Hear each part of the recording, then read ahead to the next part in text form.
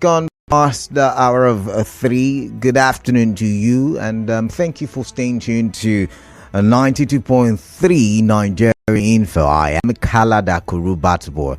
Once again, good afternoon. Remember, we're live on Facebook. We're live on YouTube. Nigeria Info PH is the handle, and we are active on X, Nigeria Info PH as well. All right, let's start with the big stories.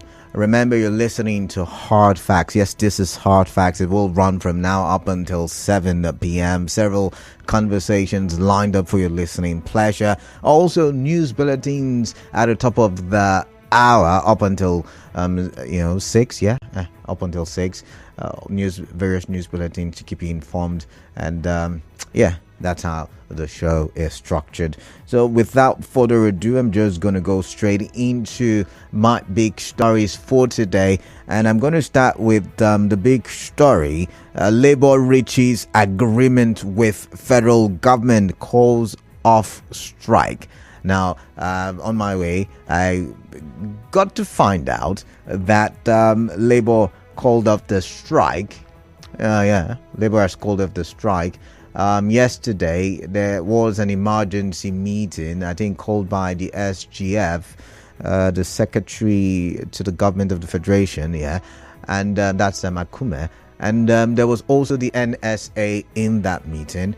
Labour was, ably represented by the NLC and the TUC.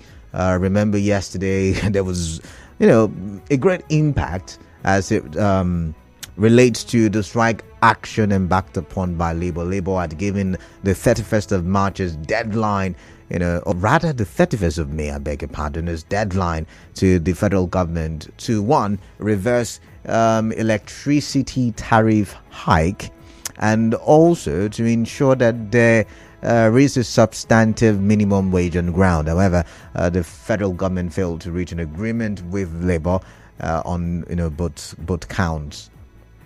We saw TCN, put out a statement talking about blackout across the country because the national grid was shut down due to the strike. We saw aviation sector shut down as well. We saw schools, banks affected in various parts of the country. We even saw skeletal activities at various health sector or health institutions in the country. But, just while we were debating as to whether this strike action was a good move or not, Labour has called off the strike. Yesterday in the meeting, certain agreements were reached.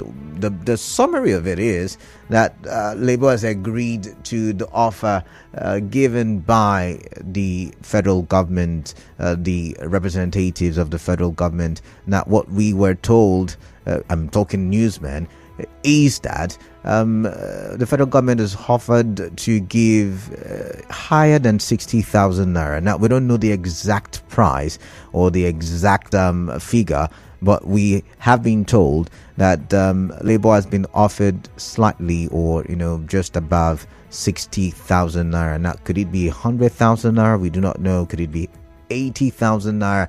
Could it be 120, 200,000 naira? We will find out. But I want to believe it is something that the government can afford, because the government has been, hinting on the fact that if they get to pay 494,000 naira each bill that they cannot afford, and that state governments are going to catch to what the actual amount is, like some people predicted yesterday. Strike. How just to read as sent to newsmen. The resolution on Monday, the 3rd of June 2024. Number 1, for the Confrontation, the National Assembly into second Friday, 3rd in 2024 to all of the Secretary to the Beneficiaries June with a view to end icon. And number 3, the exhaustive resolution by which one commitment in number 2 above undertakes to convene a meeting of its organs immediately to consider this commitment, and 4, no worker would be victimized as a result of the industrial action done in Abuja on the 3rd of June 2024. Signed for the federal government of Nigeria, Mohammed Idris, Minister of Information and National Orientation, and Honorable Nkiruka Onyejocha, Minister of State for Labour and Employment, and for the Organized Labour, Joe Ajero, President, Nigeria Labour Congress, and Festus Osifo, President Trade Union Congress. And so that was how, the strike action ended. That was how it ended. But then, what do you make of it? Looking at it, does it take a strike action to get the government to commit? I'm just asking because of how they hurriedly convened the meeting yesterday. And then, secondly, the strike action by labor, is it always, so easy to end? Make them a bit of an offer, and then it comes to an end. So I want to get your thoughts on that. But let's quickly now move to the next big story. Dangote claims. I think this should even be the biggest story because it affects the economy of Nigeria. But Dangote is claiming beneficiaries of fuel importation stifling local refining. Now, since Dangote's refinery became an issue in Nigeria, became a conversation in Nigeria, we've been getting certain updates as to, certain illegalities happening in the oil and gas sector. Now, remember when Dangote came and said, I have to go import from the United States because there are not, there are no available crude oil products in Nigeria. And then, we had statements from government like, we had mortgaged our crude oil to the debt that we took. We had all of those conversations. However, Dangote is now saying that the IOCs are intentionally refusing to sell to Dangote's refinery because they would rather sell overseas to get foreign exchange or to get foreign currencies. And it looks like they are making more profits if they sell to foreign countries and then get paid in foreign currencies. Because when it comes back to Nigeria, due to the value of the naira, it looks like they are gaining more. And so they have refused, according to Dangote's claim, to sell to that refinery. Now, if they sell to the refinery, it means that there is the possibility that the cost of petrol, the cost of diesel would crash. But yet again, Dangote is saying the beneficiaries are insisting that would not work. Also, he said that some people who are marketers, some people who are exporting crude oil and importing petrol would also not like to see local refining happen. Now, this is Dangote, a businessman talking, and businessmen would always find a way to make profit, right? So I believe Dangote has got strategies to make his refinery work. But let's bring it to a government-owned facility, like for example the Port Harcourt refinery, and put that into perspective, looking at what Dangote is claiming, that the beneficiaries of exporting crude and importing petrol and diesel are refusing for refining to work locally. Think about that for a bit. I have a commercial break coming. When I do come back, I read excerpts of the article on various news platforms. I'm going to read from, I think, This Day and one other news platform, and then I'd like to get your thoughts on that story. Please do stay tuned.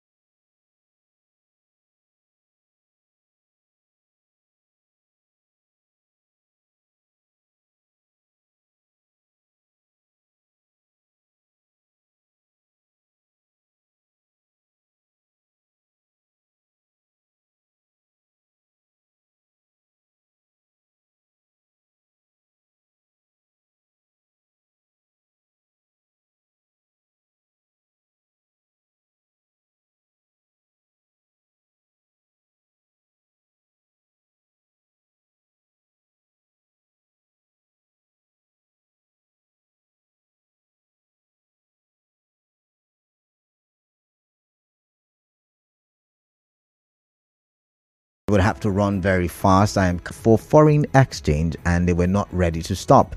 Dangote said, though the Nigerian National Petroleum Company Limited was doing its best to supply feedstock to the refinery, the IOCs wanted to sell outside the country. And then I quote, the NNPC is doing its best, but some of the IOCs, they are struggling to give us crude. Everybody's used to exporting and nobody wants to stop exporting, he stated. Now, the business mogul said Africa was not growing because it sells raw materials to the Western world and buys same as finished goods. Okay, let's read now because time is fast spent. Let's read from...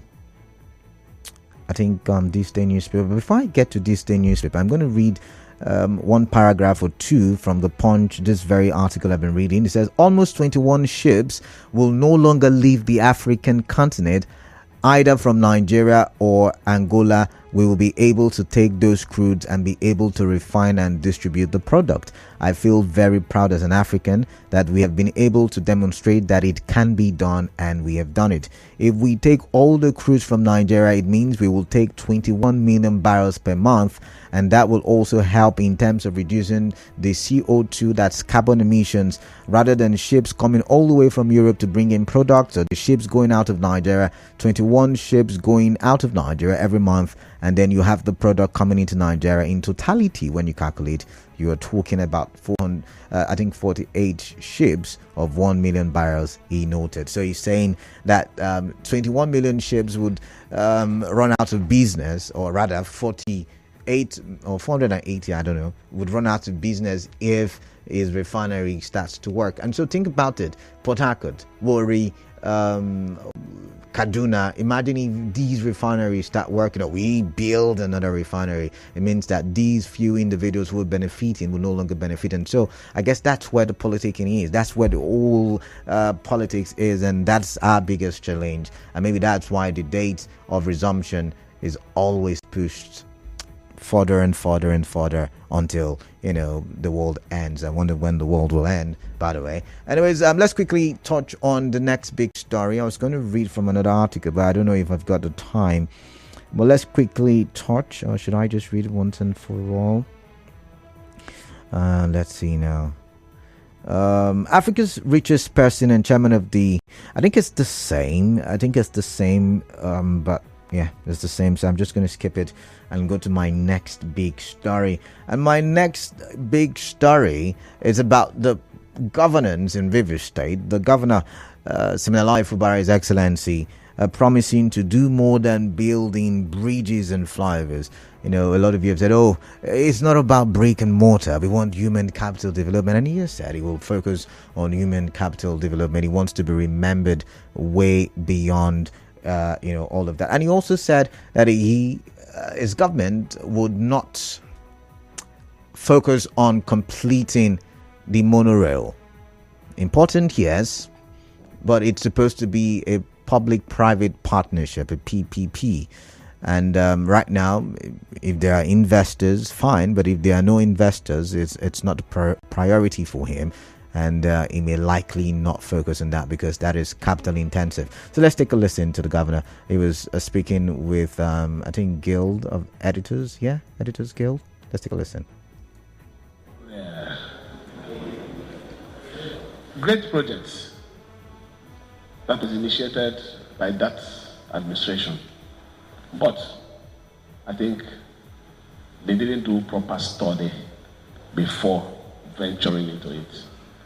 The cost of that project would have been cheaper if we had kept it. You go to Europe, their rail line is a normal road, vehicles will run, rail will pass. The cost of this alone, it got to a point. In fact, I also don't blame the man too, let's be honest. When that project started, it wasn't supposed to be a project that the government would spend money. That was the truth. It was supposed to be a PPP project. We're supposed to maybe invest a certain amount of money and the investor will take over, run the project, manage it for so number of years, and after which we'll start maybe paying smart into the government. But somehow the government was duped. I use the word duped because When the man had his passion to start it and committed the first part of the money, the investor did not meet his own part. And I don't hold anything against him. If it's something we can do, definitely will. But we cannot go to that kind of thing now. But if we have anybody who is willing to come and put money, because we're making this place investment friendly, fine. We'll definitely welcome the idea and support. But it's not going to be a legacy. No.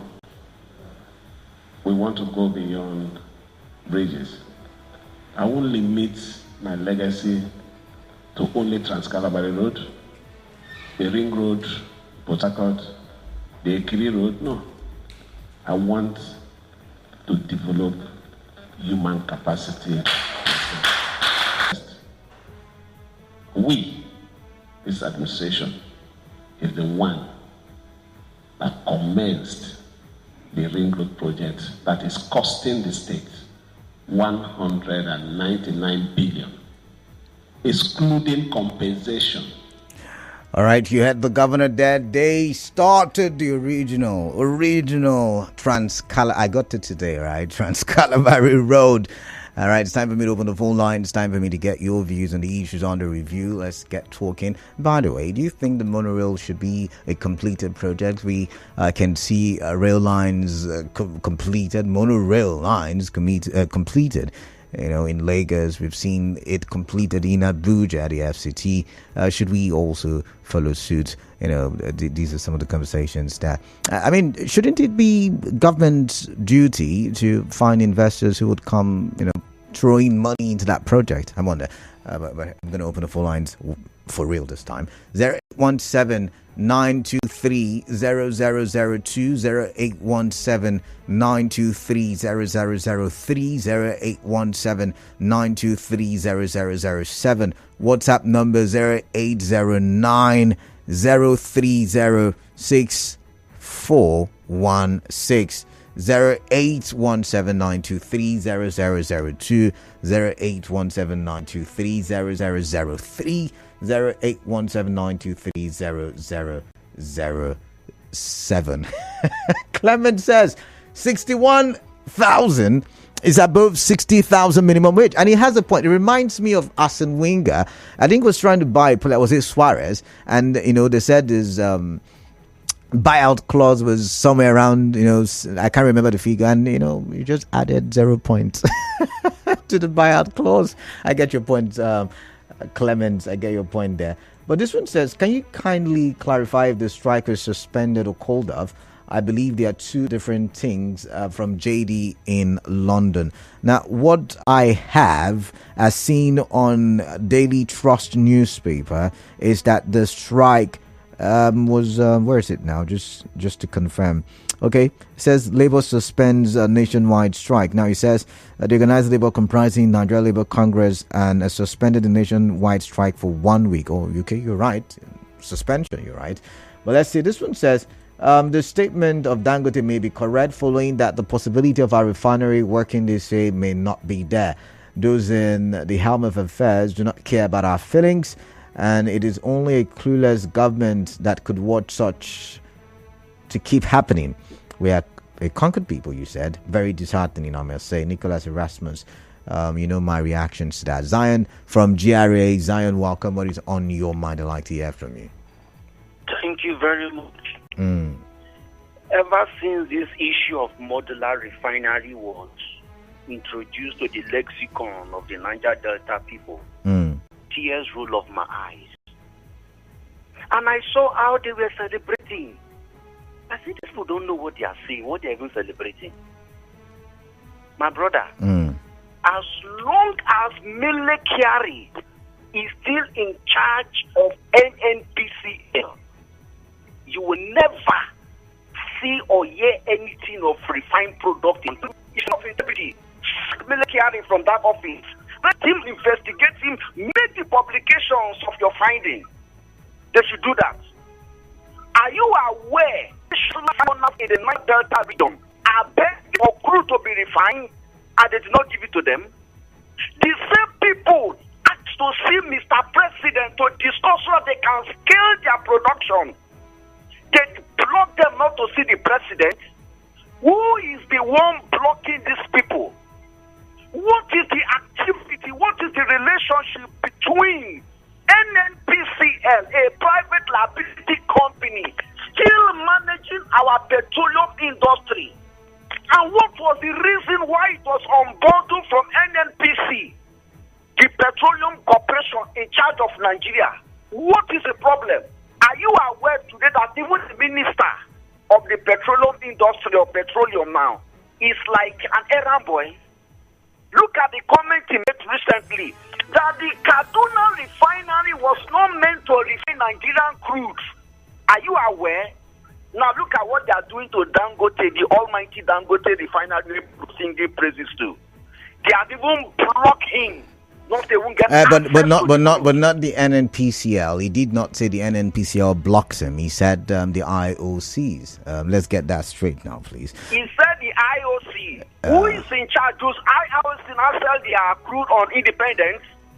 I thought they go to a particular body. No, supposedly they do. Supposedly they do. No, now. All right. I've got like I said, they do. The truth is this: the NNPC as per then was in charge. They have a joint venture, but it doesn't mean that the oil companies do not have their own share of the crude oil that is generated. So I think you're getting it right. You're getting it wrong when you think that everything goes to the NNPCL. Then where will they regulate? I didn't say everything go to the NNPC. Okay. The present NNPCL is what I'm talking about. All right, Zion, I've got to go. In charge of our downstream and upstream sector. Okay, all right. We need the Nigerian content. All right. I want the private company. All right, thank you very much. Miriam from Okrika, welcome on the show. What is on your mind? I would like to hear from you. Hi, KDB, good evening. Yeah, welcome. Well, labor will never cease to amaze me. So they decided they call off the strike, even when they are not sure of the amount that government is going to call and give a call out. Look, KDB, labor, what if federal government comes and say we're going to add 1,000 to the 59? Someone just corrected me, Muriel. It's only a suspension, not it's not been called off. So if it's just 1,000 naira, then maybe Labour will go back to strike after 1 week. So let's get that straight now, yeah. So Labour thinks they can just drag us out and drag us in anytime they like. So supposedly.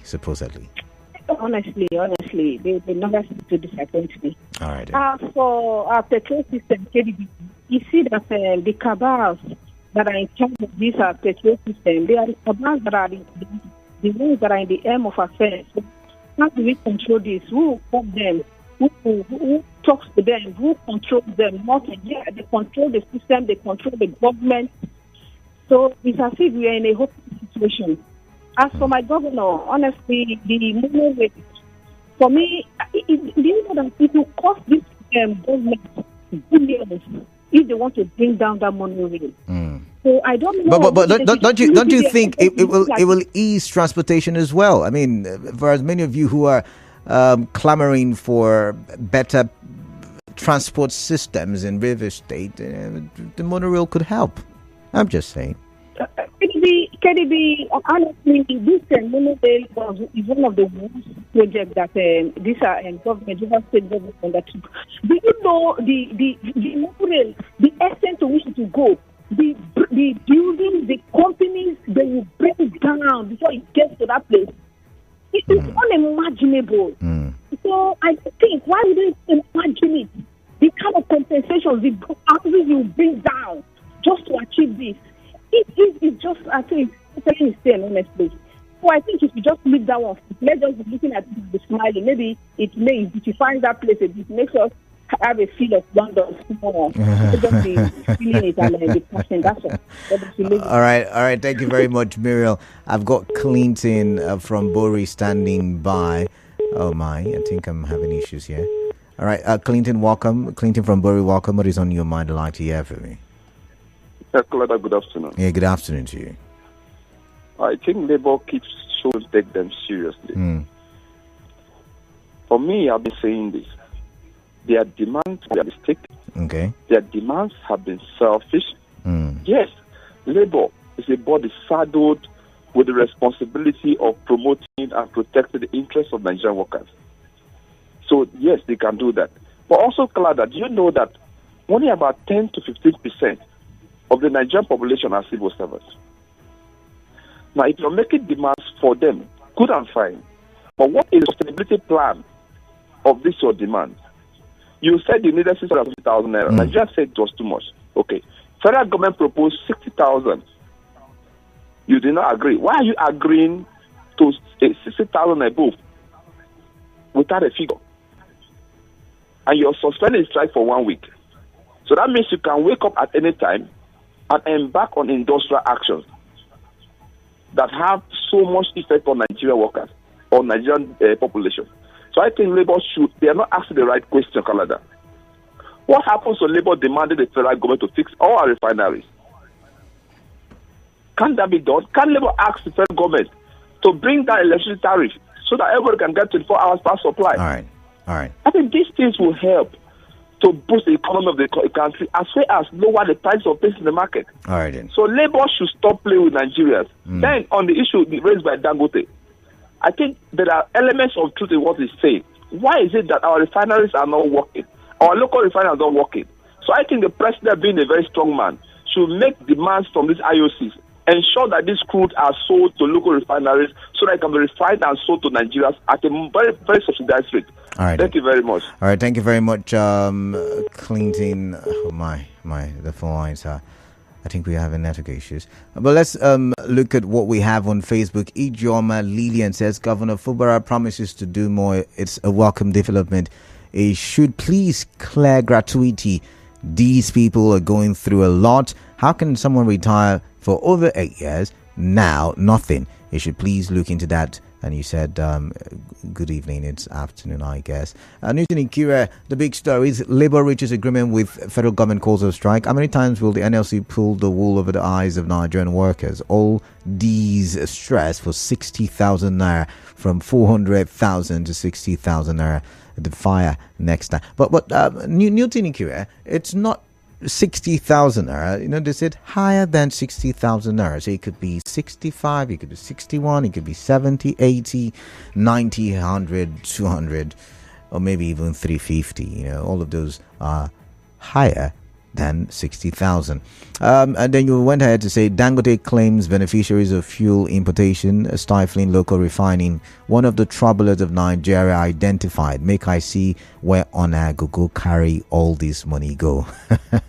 Thank God, I believe that Wigbo says, what is hard for federal government to boldly mention how much they can afford to pay as minimum wage? I guess the representatives had to go meet with the president to find out how much is good enough. This one says, good afternoon, Mr. Governor, please go beyond building of roads and bridges. Pay Rivers State retirees their pension, arrears and gratuity. Thank you. All right, thank you very much for that one. I've got Obina from Irebe. Obina, welcome. What is on your mind? I'd like to hear from you. Please tell me. Thank you, Kalada. Good afternoon to you. Yeah, good afternoon to you. You see, it is very surprising to me, though it is not the first time it is happening, that Labour will suspend their strike by a mere promise from the president. As a matter of fact, this is the same president that promised workers that he will give them living wage.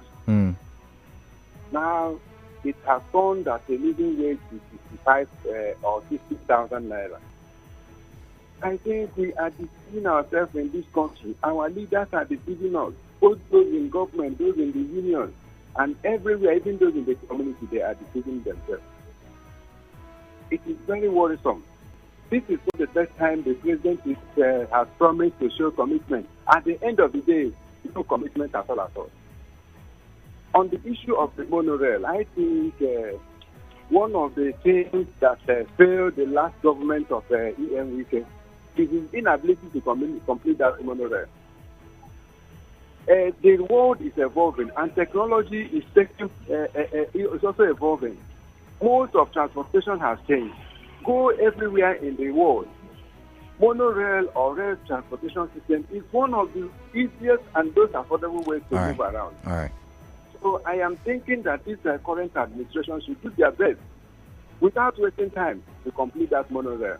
But they said it's not a priority. So when you said they should do their best, I wondered what you mean. But thank you very much, Okwando Obina. I've got Eze-Ken from Ubumini. Eze-Ken, welcome on the show. Good afternoon, Canada. Yeah, greetings. Welcome. Canada, which way to go? Which way to go? How do you mean? In this our country, Nigeria. As far as I'm concerned, Dangote has let Nigerians to know what we have been suffering since the advent of our crude oil in Nigeria. Dangote has made us know that there are few persons that are benefiting from this suffering that the masses of this nation are suffering. If Labour has something to do for this nation, they should please use this latest information and know who are those IOU or whatever name they call IOCs, International Oil Companies, to release products for this local production in this country. Labour should focus on this particular latest development. Let's know the people that are involved in this critical condition of this country. All right. In the issue of monorail, I think the governor has focus. Maybe whenever time he seems to settle with the other priority he has, maybe he can now lay his hand on the monorail, because I know, unless it is another monorail, but the monorail which I know that was erected by the then governor Rotimi Mechi, I think if he should lay his hand there, we should know how to be. Thank you very much. Eze-Ken, thank you very much for your time. I've got to move on now. Clinton is sending in a message. I just spoke with you not too long ago, but he said, what happens if Labour goes on strike for lack of 24 hours past supply? Why can't Labour demand that our refineries work? Why can't Labour ask state governments to pay their retirees backlogs of gratuities? Kalada, I think Labour are not asking the right questions and they are taking Nigerians for granted. On the Monorail project, I want to urge the governor to complete that project since it was initiated with Rivers taxpayers' money. That's another angle to the conversation, right? Taxpayers' money. But let's take a listen to this. Kalada, good evening or good afternoon. My name is Ira Buchikano. Let me leave the issue of labor for a while. Let me just talk a little about the refineries that are not working. I laugh in JJ's voice. Refineries are not working. Nigeria is a complete mess. You just put it this way. You get water from your backyard. You carry it to Kaleda's house. You go and clean it. You carry it back to my house and pay the logistics to and fro and come back and sell it costly to your people. The fact remains, the oil is being so very costly in the international market, so they prefer to sell it there. That is simple as that. There is nothing else that is happening to Nigerians. That is just it. The people at the helm of affairs are just toiling with Nigerian people and their brains. It's as simple as that. They enjoy the money the way. Remember the music, Africa's money, or get a chop and nafu. That is all what they are doing to us. It's as simple as that. I don't want to say, when you enter the main road, that is the only time they will hear you. The civil society, the people should enter the main road and demand that things should change. If not, lie, now so it go be. Bye.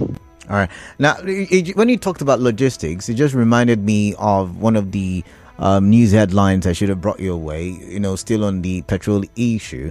Petrol landing cost rises 46.8% to 1,026 naira 71 kobo. And what the article on the Punch newspaper is trying to say or hint at is that it is either the government is paying for subsidizing petroleum products, or the price of petrol may likely go up. Now, you can see systematically the price recently increased to above 800 naira. I mean, for those of us in River State, in Port Harcourt, right, it's not yet 900 naira, except in other parts of River State. I'm talking about Port Harcourt and Obiakpo. It's not yet, 900 naira, but it's somewhere around 845, thereabout, yeah? For those of you who bought recently, you can tell me the actual price. But the landing cost has increased from 500 and... where is it now? I need to go back to that statistics. From 545 naira, 83 kobo per litre in May last year. So since we said subsidy is gone, through the voice of the president, we said it, May the 29th, landing cost has increased 46.8%. So once again, it is either we've gone back to the subsidy era, or they're not telling us the truth. Now, the landing cost excludes other additional costs, which include depot-related charges, transportation, logistics, and marketers' margin, which would combine to bring delivery at filling stations at nearly 1,052 naira 39 kobo per litre at an exchange rate of 1,510 naira to a dollar. So you see, maybe Dangote has something he is onto, and maybe we need proof to understand the claim of Dangote, but it's looking like the refinery, like we say in our local parlance, is going to be bubble juice. That's what it's looking like. But I've got another commercial, and I've got to go for that commercial. But when I do come, am I coming back? Do I have a commercial? No, I don't have a commercial. So I'm going to take some more contributions. This one says, who is the senior minister of petroleum in Nigeria? It is too unfortunate for this country, child, my God.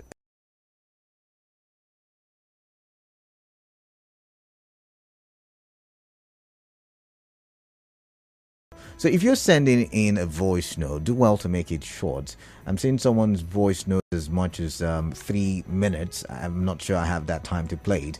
But let's take a listen to this now, yeah? Hard facts. Thank God today you pronounce the Trans-Calabar Road very well. Yes, to me. Let me go to my state governor first. Giving account of what his administration are doing. Yes, the Trans-Calabar Road, I always say it is good for development, and the ring road. Imagine that two contracts taking about almost 400 something billion naira. It's a record breaker. And when you ask of the ring road, I always say it in your station. Lagos State's Blue Rail was started by Jakonde in 1985. It's last year, 2023, they start operation. So when this monorail is just there, anytime you pass there, you cry, it starts paying money. But the past administration politicized it. In Germany, take findings. You see that most of the ring road they build there, the monorail they build there, it's not one administration. Different people will come and build. So if this governor, our governor, the working governor, can do it, even partners with people. After 8 years, other people can come and do it again. It will help. Let us go in that direction. Lagos started them since 1985, and I started using it last year. Thank you, and God bless you, my brother. All right, thank you. Now, rivers people. Okay. I think I'm getting further corrections as it relates to the labor strike action. So when I understand it, I would I'll tell you what the person sent to me. Good afternoon, Kalada. Obed Chima. Kalada, on the issue of labor, I think I'm not seeing any reason why Nigerians are organizing labor. At all, I'm not seeing it there. Labor are demanding standing for their workers. If Nigeria need a better government, Nigeria has the right to hit the streets and tell the government what they want. Labour have just told the government what they want. So let Nigeria no hope on come out and demand for the government what they want. Then on the issue of monorail, look, Canada, I tell you, that monorail is a very good business. And if somebody is saying that there will be more demolition, I'm not seeing any more demolition there. The best thing is to bring it down, put it at the middle of the road where you have medium there, where you have that middle, and that Ikwere road. They can go through there to airports. It's just a simple thing. So it's a very good investment. Just as the governor said, if the investment comes, at least they should bring it down. It will cost nothing if they bring it down. You understand? Then on the issue of Dangote, I tell you, Kalada, this is another revelation that this man has made. I think whatever he said is true, because if you begin to wonder how to be able to fix refinery in this country have lingered over the year, so you can attest for the fact that what Dangote is saying is truth. You understand? And Beneficiaries is a stumbling block, just honestly, because I don't see a reason why Beneficiaries should not be shown exit door. I don't see the reason why President cannot give Beneficiaries a matching order to ensure that our refinery works. So these are the things. They don't want the refinery to work because they believe that they want to make money. You understand? From what Nigerians are suffering. So the statement made by Dangote is clear, because if you look at the things over the year, it have been very difficult for the refinery to work. So this is a true reality of what Nigerians are passing through. Thank you very much. Robert Chima. All right, then I've got to go. It's time for the business update. When I do come back, we'll talk some more. Yeah, so the governor, part of the statement he made, was it yesterday or the day before? Part of the statement he made was that there are saboteurs in government, or rather in Rivers State, who are trying to sabotage some of the things he's trying to do. So I'm going to get a special advisor to the governor on political affairs to talk about all of that. Just stay tuned.